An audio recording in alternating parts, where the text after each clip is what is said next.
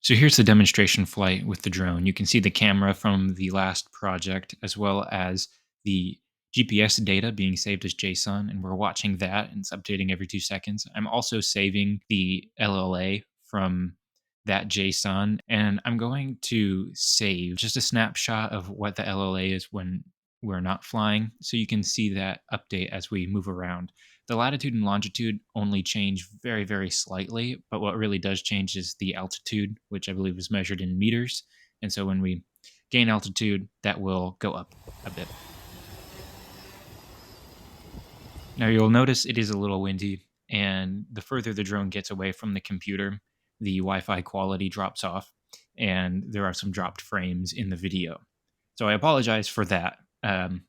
One thing I would like to work on is somehow being able to improve the signal strength of the Wi-Fi sending data from the drone. And due to the demonstration of this, I flip the drone around and try to get a shot of us flying the drone and recording it.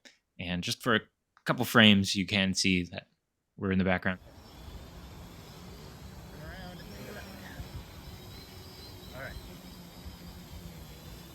At this point, the GPS signal is fairly reliably showing that the altitude is several meters higher than our ground level readings. And at this point, as I bring the drone back in, I'll address that at some points we don't get a full GPS track on the module. And so that results in the drop in data in that file that we're watching on the bottom left. That should be good.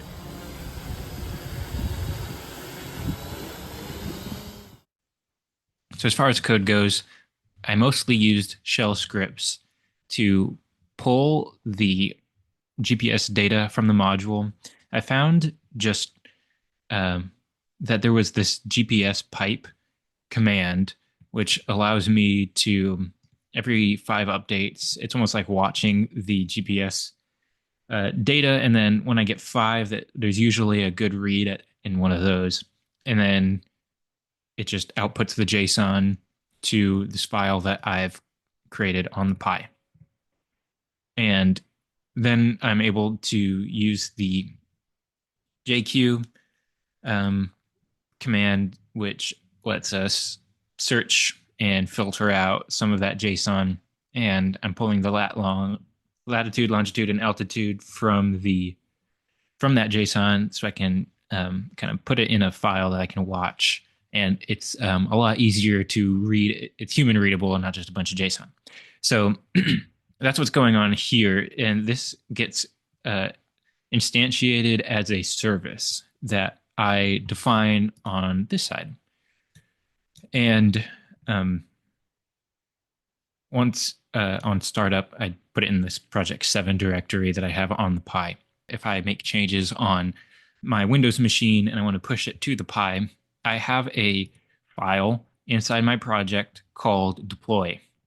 And so I'm able to SCP, to secure copy, this entire folder and all of these into my Raspberry Pi. And so I'm using WSL on my Windows machine because when I watch the continuous GPS data, the CGPS S tag, it displays in the Ubuntu WSL window significantly better than if I was to use PuTTY. It actually renders it a little differently.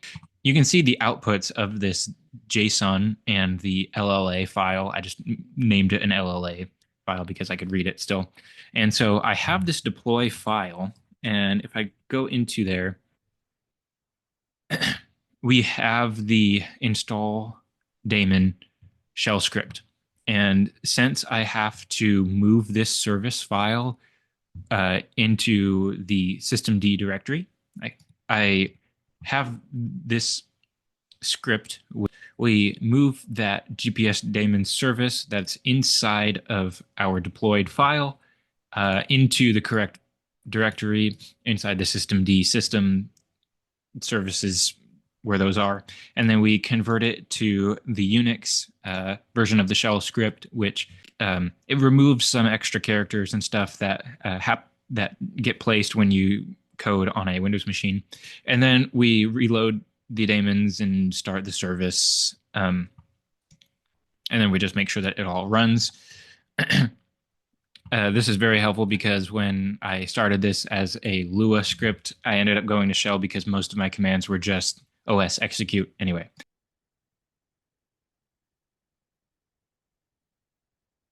So here's an example of what that kind of looks like when we actually execute that install command.